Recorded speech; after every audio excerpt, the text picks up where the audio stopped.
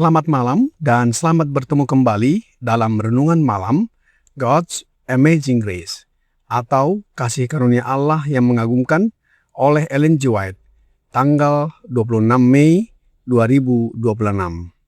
Mari kita berdoa.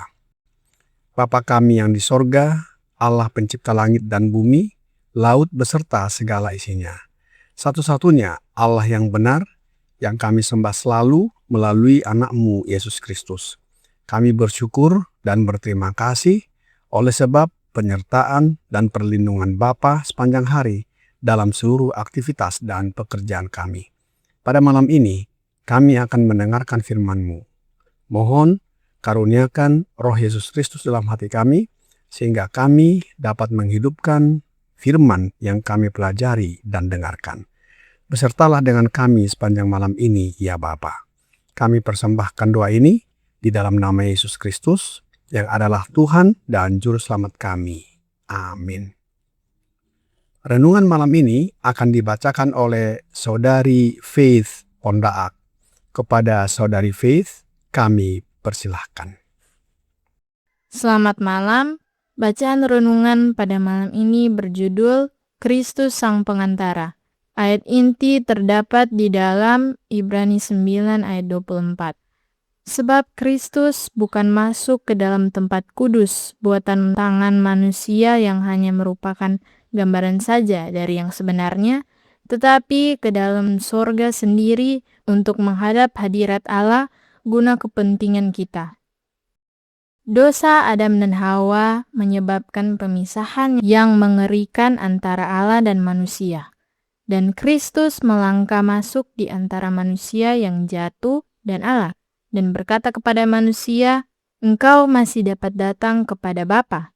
Ada rencana yang dirancang melalui mana Allah dapat diperdamaikan dengan manusia dan manusia dengan Allah.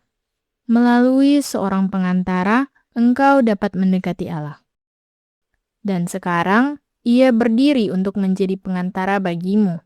Ia adalah imam besar yang memohon atas namamu, dan engkau harus datang dan menyampaikan perkaramu kepada Bapa melalui Yesus Kristus. Dengan demikian, engkau dapat menemukan jalan masuk kepada Allah.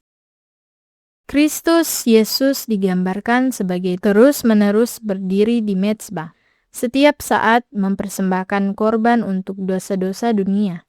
Ia adalah pelayan dari kemah sejati yang didirikan oleh Tuhan dan bukan oleh manusia. Bayangan-bayangan tipikal dari kemah Yahudi tidak lagi memiliki kebajikan apapun. Pendamaian tipikal harian dan tahunan tidak lagi harus dibuat, tetapi pengorbanan pendamaian melalui seorang pengantara sangat penting karena melakukan dosa yang terus-menerus. Yesus melayani di hadapan Allah, mempersembahkan darahnya yang tertumpah, seolah-olah ia adalah anak domba yang disembelih. Pelayanan-pelayanan keagamaan, doa-doa, pujian, pengakuan dosa yang bertobat, naik dari orang-orang percaya yang sejati sebagai dupa ke tempat kudus surgawi. Tetapi melewati saluran-saluran kemanusiaan yang rusak, mereka begitu ternoda, sehingga kecuali dimurnikan oleh darah, mereka tidak akan pernah berharga dengan Allah. Semua dupa dari kemah-kemah duniawi harus dibasahi dengan tetesan pembersih dari darah Kristus. Ia memegang di hadapan Bapa perupaan jasa-jasanya sendiri, di mana tidak ada noda kebusukan duniawi. Ia mengumpulkan ke dalam pedupaan ini doa-doa, pujian, dan pengakuan-pengakuan umatnya. Dan dengan ini, ia menempatkan kebenarannya sendiri yang tanpa noda. Kemudian, diharumkan dengan jasa-jasa pendamaian Kristus. Dupa itu naik ke hadapan Allah sepenuhnya dan seluruhnya dapat diterima. Oh, semoga semua dapat melihat bahwa segala sesuatu dalam penurutan dalam pertobatan, dalam pujian dan syukur harus ditempatkan pada api yang menyala dari kebenaran Kristus. Demikianlah bacaan renungan malam kita hari ini. Tuhan Yesus memberkati. Terima kasih atas penatelayanan Saudari Faith. Tuhan Yesus memberkati. Saudara-saudari dalam Yesus Kristus.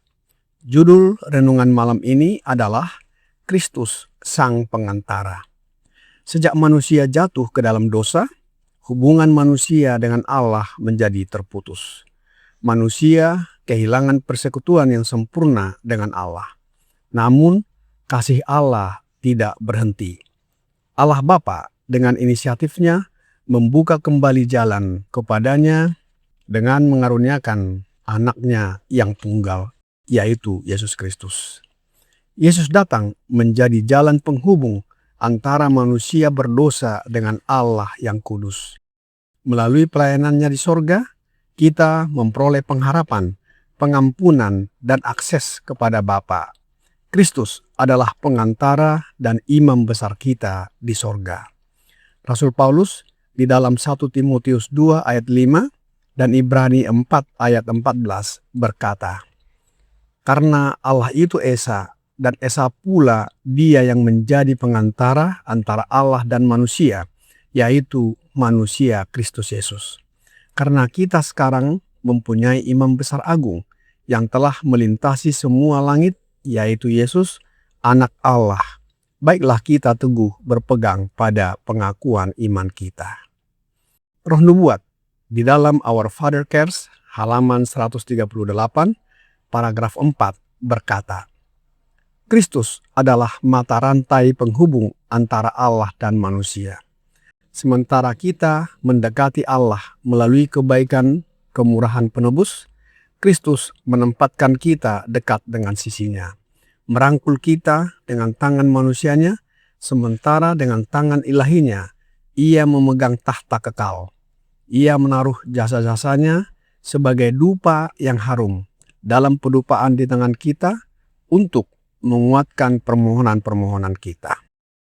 Yesus Kristus adalah satu-satunya media komunikasi antara manusia dengan Allah. Kristus disebut sebagai mata rantai penghubung atau mediator atau pengantara, dan Alkitab tidak menyebut adanya mata rantai penghubung lain selain Dia. Hal ini karena Yesus yang merupakan pribadi ilahi yang telah menjadi manusia. Dengan kemanusiaannya, Yesus merangkul manusia yang ingin datang kepada Allah. Dengan keilahiannya, Ia menjangkau tahta Allah Bapa. Inilah makna bahwa Kristus adalah penghubung antara manusia dan Allah. Karena itu, jalan kepada Allah hanya satu, yaitu melalui Anak Allah Yesus Kristus. Atas dasar inilah, Yesus disebut sebagai pengantara ilahi bagi umat manusia. Ia menaruh jasa-jasanya sebagai dupa yang harum dalam pedupaan di tangan kita untuk menguatkan permohonan-permohonan kita.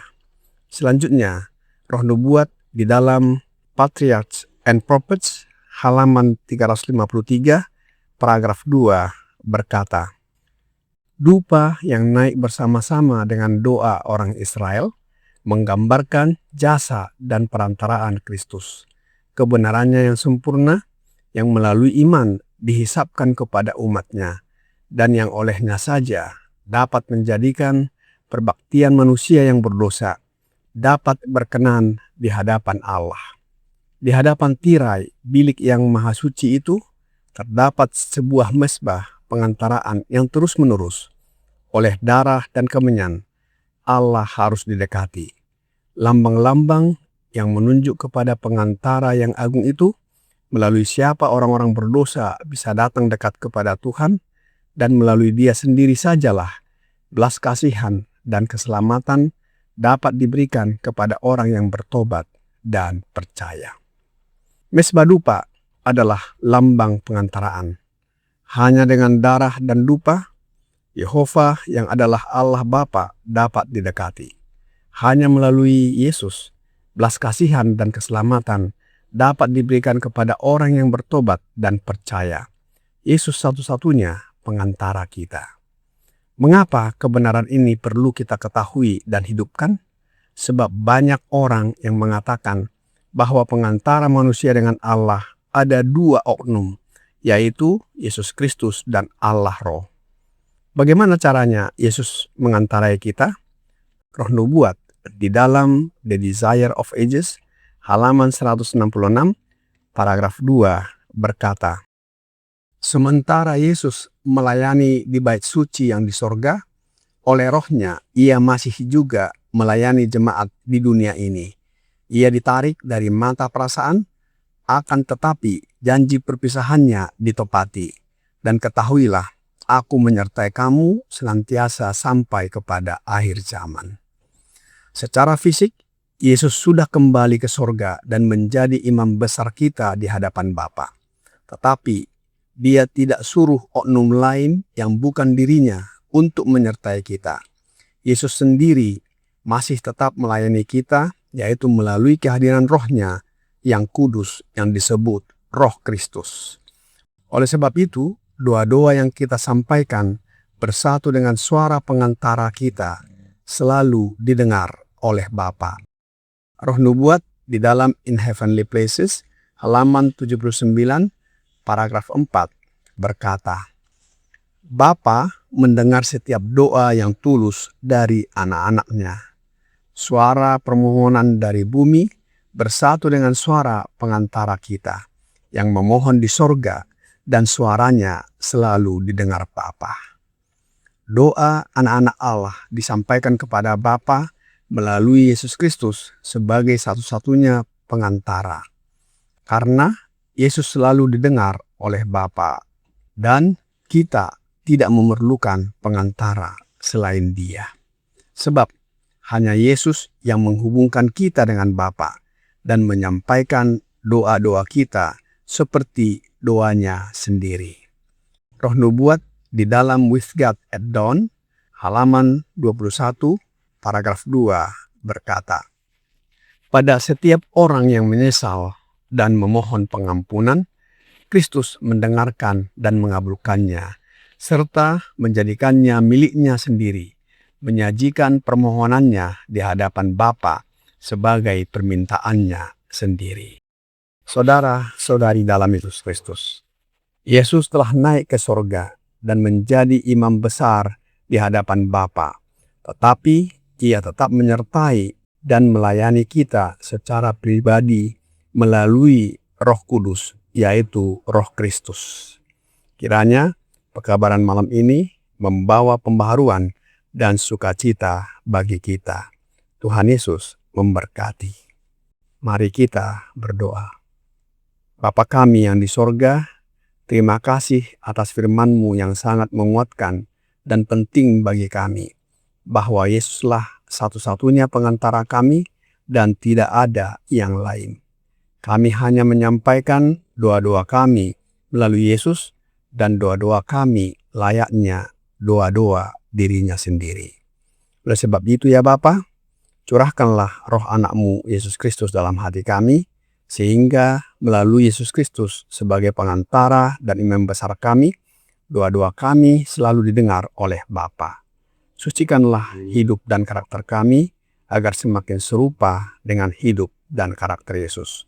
Bila mana Dia datang kembali, kami siap menyambutnya dan diangkat masuk ke dalam kerajaan sorga. Kami serahkan hidup kami ke dalam tangan-Mu sepanjang malam ini, ya Bapa. Mohon ampuni kami atas segala dosa dan pelanggaran yang kami lakukan. Kami persembahkan doa ini di dalam nama Yesus Kristus, yang adalah Tuhan dan Juru Selamat kami. Amin.